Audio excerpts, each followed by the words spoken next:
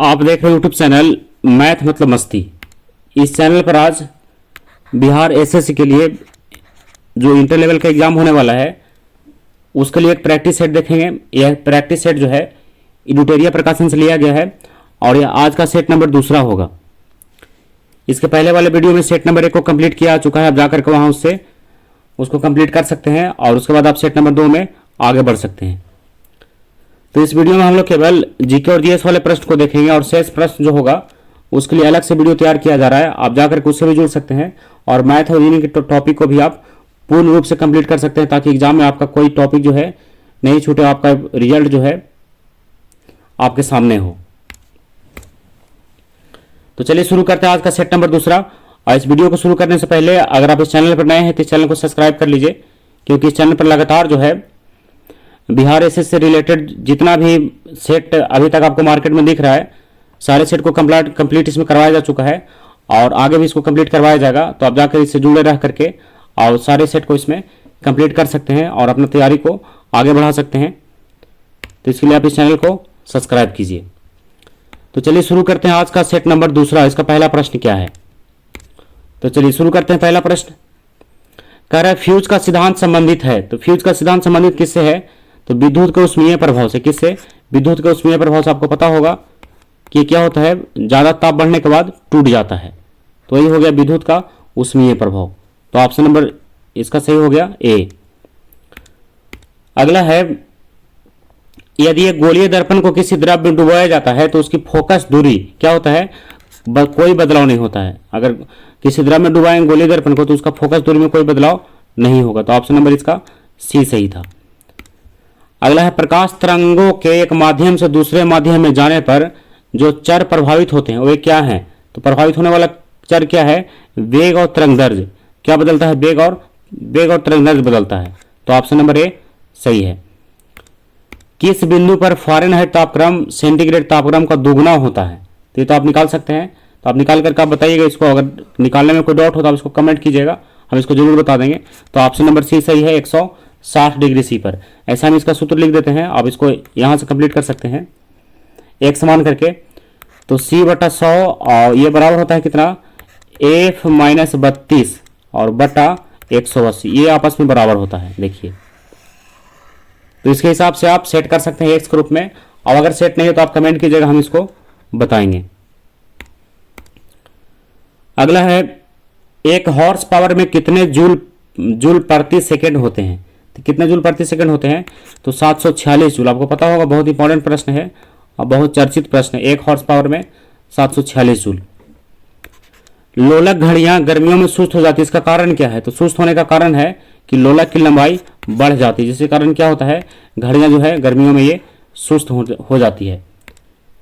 अगला प्रश्न है अति चालक का लक्षण है। तो अति चालक का लक्षण क्या है, शून्य प्रगम्यता। क्या लक्षण है उसका, शून्य प्रगम्यता। किसका, अति चालक का। तो ऑप्शन नंबर ए सही है। अगला निम्नलिखित में से कौन आउटपुट डिवाइस नहीं है।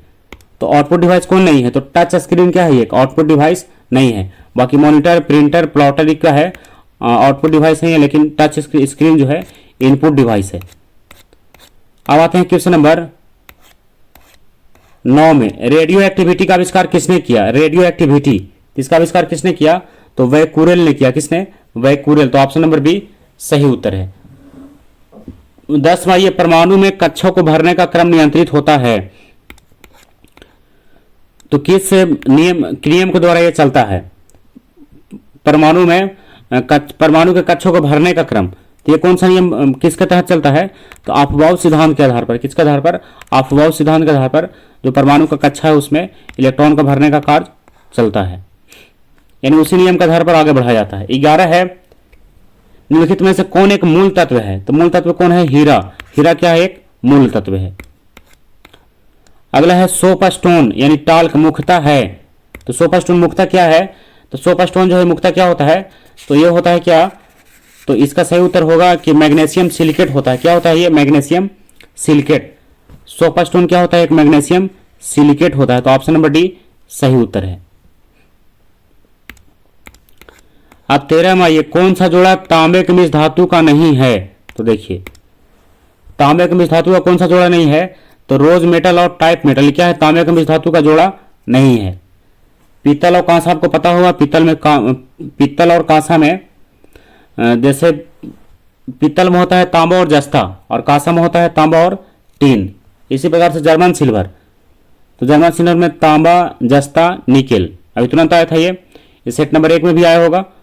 और रोल्ड गोल्ड में क्या होता है, तो कॉपर और एल्युमिनियम होता है। और गन मेटल में, तो गन मेटल में होता है कॉपर, जिंक और टीन। और डेल्टा मेटल में तो कॉपर, जिंक और लोहा। तो ये सब आप ऑप्शन को ध्यान रख सकते हैं अलग अलग करके।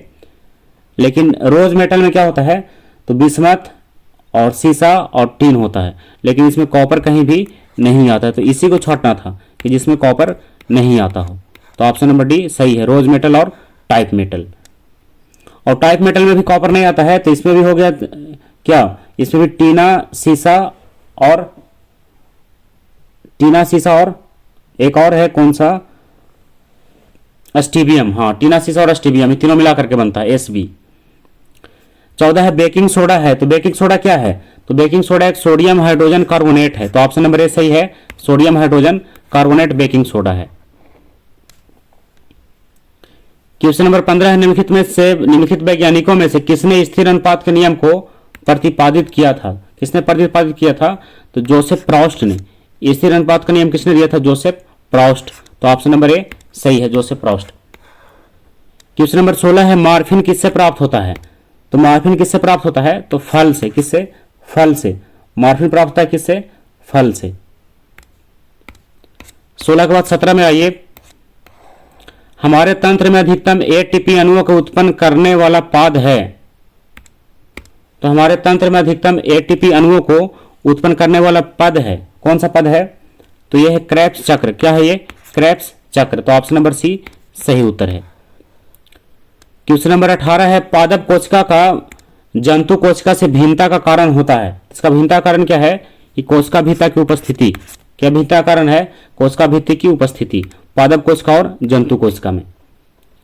अगला है, चींटियों के अध्ययन को कहा जाता है। तो चींटियों के अध्ययन को क्या कहते हैं, मर्मिकोलॉजी। क्या कहलाता है ये, मर्मिकोलॉजी। किसका अध्ययन, चींटियों का अध्ययन, मर्मिकोलॉजी। और जिस प्रकार से पक्षियों के घोंसले का अध्ययन, नीडोलॉजी। और है गोलकृमि का अध्ययन, निमैटोलॉजी। तो बहुत सारा ऐसा है, लॉजी यानी अध्ययन, तो मर्मिलॉजी यानी चींटियों का अध्ययन। अगला है, कौन सा अंग वसा को तोड़कर कोलेस्ट्रॉल बनाता है। तो कौन बनाता है, यकृत। कौन बनाता है, यकृत। लीवर क्या है, वसा को तोड़ करके कोलेस्ट्रॉल बनाता है। तो ऑप्शन नंबर ए इसका सही है। अगला है, हथेली में पाई जाने वाली हड्डी, तो उसका नाम बताना है। उसका क्या नाम है, मेटाकार्पल। हथेली में जो हड्डी पाई जाती है क्या कहते हैं उसको, मेटाकार्पल कहते हैं। तो ऑप्शन नंबर ए सही है। अगला है, कौन सा विटामिन ई से संबंधित रासायनिक पदार्थ है। तो विटामिन ई से संबंधित रासायनिक पदार्थ कौन है, टेकोफेरॉल। क्या है ये, टेकोफेरॉल है। विटामिन ई का रासायनिक नाम भी है ये टेकोफेरॉल, विटामिन ई टेकोफेरॉल, जिसकी कमी से नपुंसकता, बांझपन ये मुख्य रूप से होता है। क्वेश्चन नंबर 23 है, विडाल परीक्षण। कौन सा परीक्षण, विडाल परीक्षण किसके लिए किया जाता है।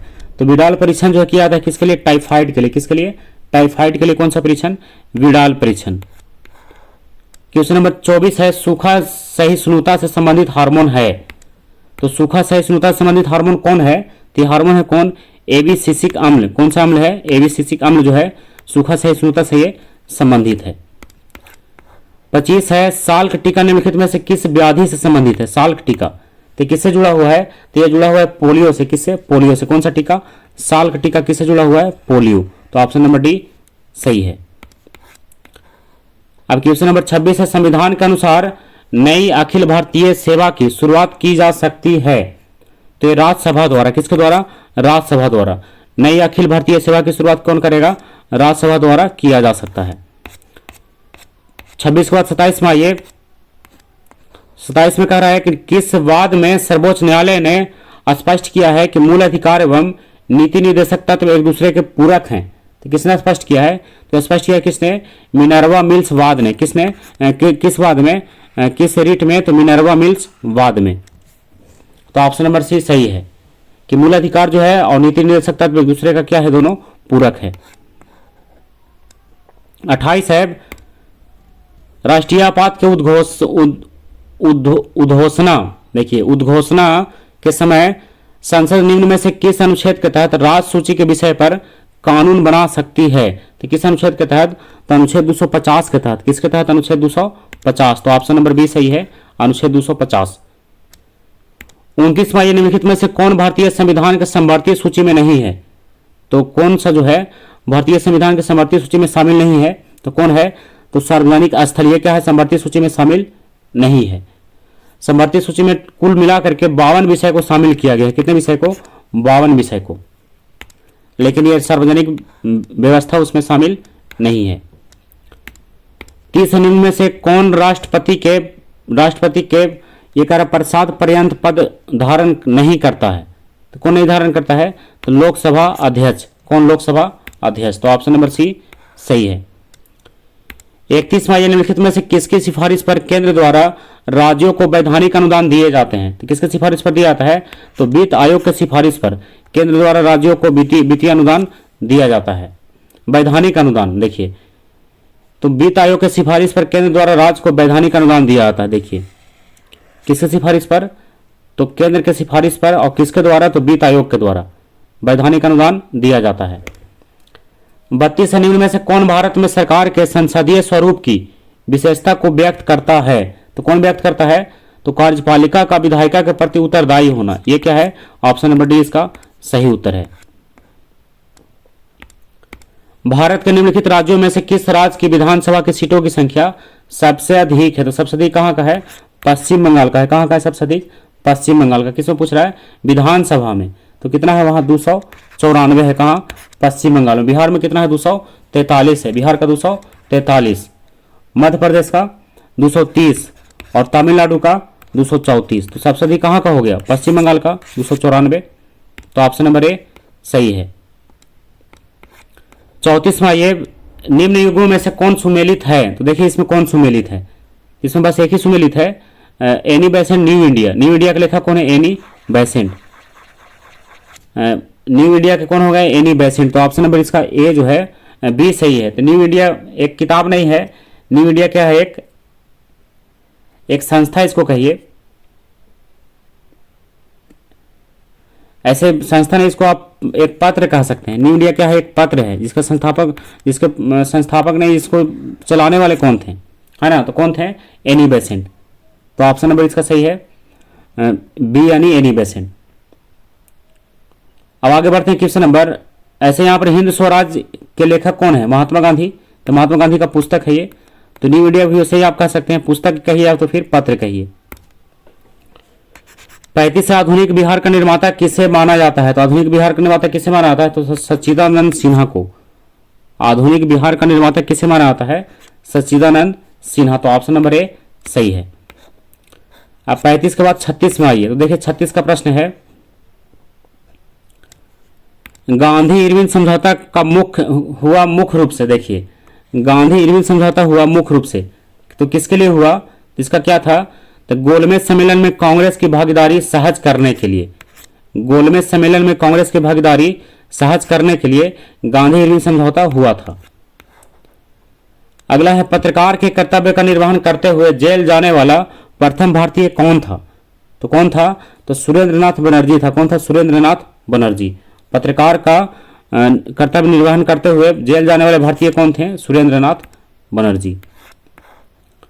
अगला है, मुंगेर के बरहियाताल यानी बड़हियाताल विरोध का उद्देश्य क्या था? तो इसका उद्देश्य क्या था? इसका उद्देश्य था कि बकासत भूमि की वास्तविक मांग। क्या इसका मांग था? कि बकासत भूमि को वास्तविक मांग, यही था उसका उद्देश्य।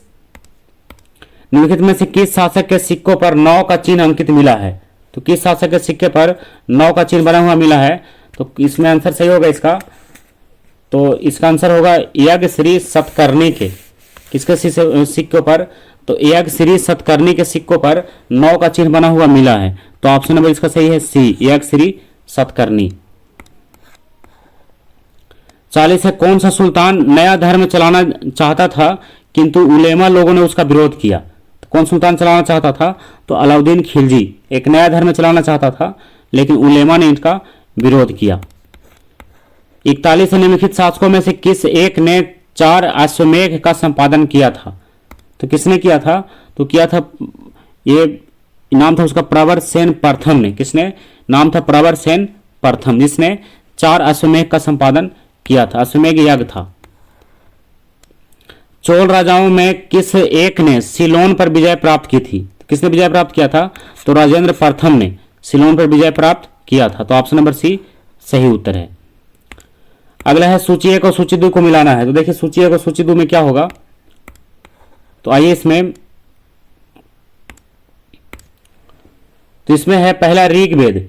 तो ऋग्वेद का संबंध जो है ये स्रोत एवं प्रार्थनाएं। ऋग्वेद में क्या है? स्रोत और प्रार्थनाएं। तो ऑप्शन नंबर 4 इसका होगा, ऋग्वेद का चौथा में मिलाइए। और फिर है यजुर्वेद। यजुर्वेद का किसमें होगा? तो इसका होगा स्रोत एवं कर्मकांड। तो ऑप्शन नंबर इसका 2 मिले चलिए। फिर सामवेद। तो सामवेद का होगा संगीतमय स्रोत। तो ऑप्शन नंबर इसको 1 मिले चलिए। और अथर्ववेद का हो गया तीसरा में तंत्र मंत्र और वशीकरण। तो किसमें? अथर्ववेद में। तो ऑप्शन नंबर इसको मिलाइए 3 में। तो 4 2 1 3। तो अब ये कहाँ है? 4 2 1 3। तो 4 2 1 3 ऑप्शन नंबर आपको ए में ही दिख रहा होगा, 4 2 1 3। तो ऑप्शन नंबर ए इसका सही है। तो ये हो गया क्वेश्चन नंबर 43। अब आते हैं 44 में। देखिए 44 का प्रश्न है, अशोक को सर्वप्रथम कहाँ का शासक नियुक्त किया गया था? तो अशोक सबसे पहले कहाँ का शासक बना था? तो कहाँ का बना था? तो बना था उज्जैन का। कहाँ का? उज्जैन का। अशोक को सबसे पहले उज्जैन का शासक नियुक्त किया गया था।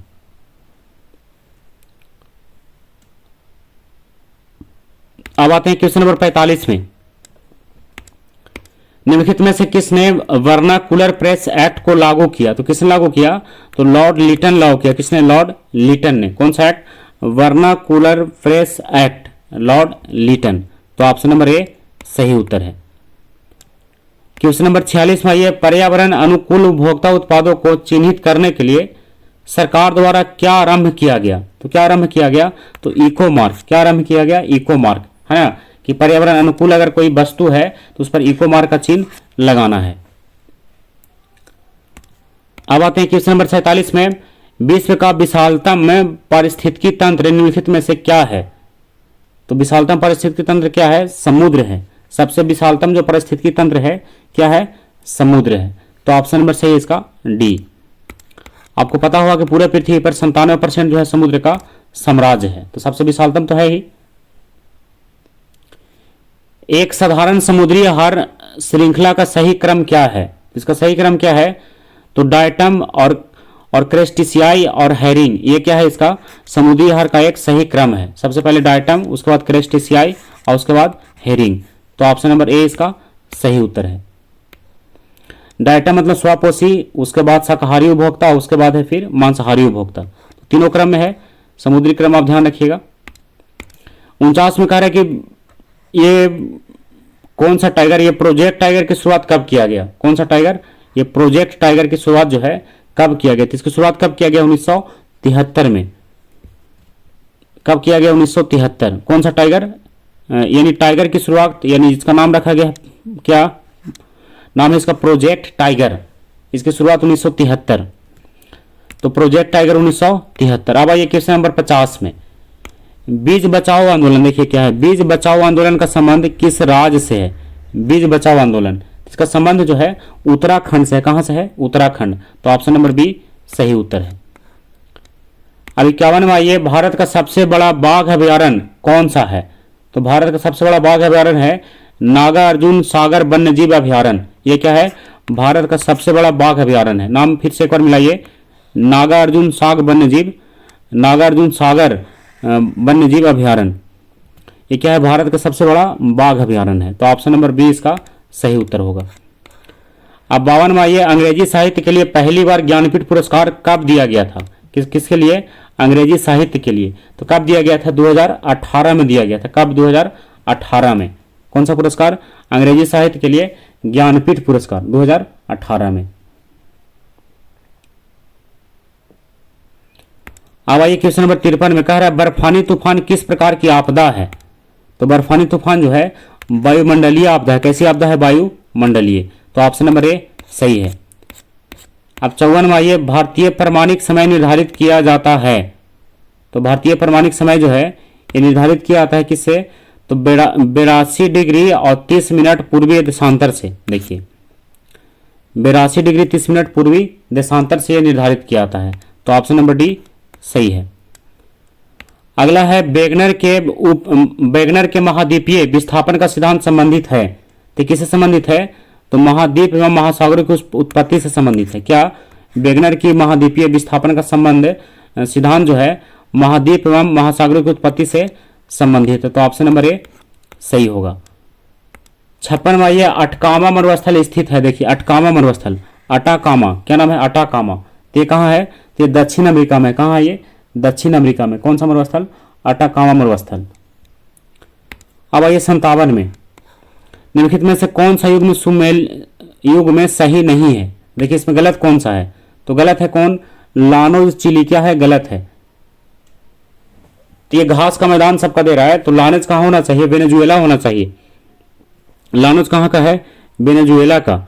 जैसे पंपास है अर्जेंटीना का, सही है। वेल्ड है दक्षिण अफ्रीका, ये भी सही है। और डाउन से ऑस्ट्रेलिया, ये भी सही है। लेकिन लानो चिली का सही नहीं है। तो ऑप्शन नंबर डी इसका सही है। इसमें पूछ रहा था कौन सुमेलित नहीं है। अब अगला प्रश्न है आशुतासम। देखिए आशुतासम क्या है? स्टैलेक्टाइट। देखिए नाम थोड़ा सा टेढ़ा लग रहा है। स्टैलेक्टाइट एवं निश्चुतासम स्टैलेगमाइट स्टैलेगेमाइट निक्षेपणात्मक आस्थाकृति है। देखिए एक बार फिर से मिला लीजिए, नाम थोड़ा टेढ़ा लग रहा है। अंग्रेजी वाला कोई देखते हैं या फिर दूसरा को देख लीजिए। आशुतासम यानी स्टाइलेक्टाइट और निश्चुतासम यानी स्टैग्लेमाइट। देखिए एक बार पढ़ने के बाद सीधा आपका हो जाएगा। अभी 2-3 बार इसको पढ़ करके देखिए। निक्षेपणात्मक आस्थाकृति है, तो किसका आस्थाकृति है? तो भूमिगत जल का। किसका? भूमिगत जल का। 59वां ये निम्नलिखित नगरों या शहरों में कौन भारत का पीटर्सबर्ग कहलाता है? तो भारत का पीटर्सबर्ग कौन कहलाता है? तो जमशेदपुर। कौन कहलाता है? जमशेदपुर भारत का पीटर्सबर्ग। अगला है बैलाडीला यानी छत्तीसगढ़ किस खनिज के उत्पादन के लिए प्रसिद्ध है? कौन सा? बैलाडीला। तो किसके लिए प्रसिद्ध है? तो प्रसिद्ध है लौह अयस्क के लिए। किसके लिए? लौह अयस्क के लिए बैलाडीला। वही कहाँ है? छत्तीसगढ़ में। तो ऑप्शन नंबर सी सही है। अब 61वां निम्नलिखित में से किसका संबंध कथकली नृत्य से नहीं है? तो कथकली से संबंध किसका नहीं है? तो मायाधर रावत का संबंध जो कथकली से नहीं है। किसका? मायाधर रावत का। और बाकी सबका संबंध जो कथकली से है।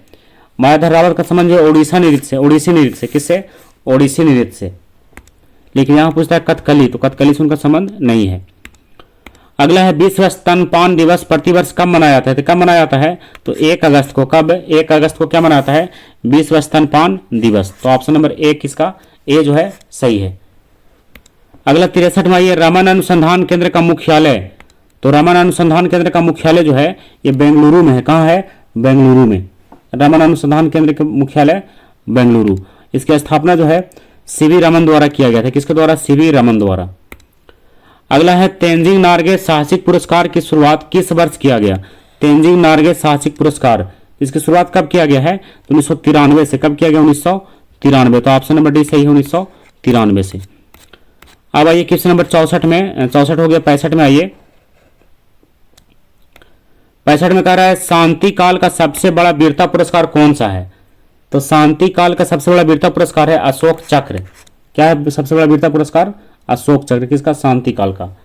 और युद्ध काल का वीरता पुरस्कार में एक हो गया परमवीर चक्र, एक महावीर चक्र और एक वीर चक्र। और शांति काल में सबसे पहले तो हो गया अशोक चक्र, उसके बाद कीर्ति चक्र, उसके बाद शौर्य चक्र। तो शांति काल में हो गया। लेकिन युद्ध काल में सबसे बड़ा हो गया परमवीर चक्र। युद्ध काल सबसे बड़ा परमवीर चक्र, ये भी ध्यान रखिएगा। अब क्वेश्चन नंबर 66 में ये पटना विश्वविद्यालय की स्थापना किस वर्ष किया गया? तो इसका स्थापना जो किया गया 1917 में।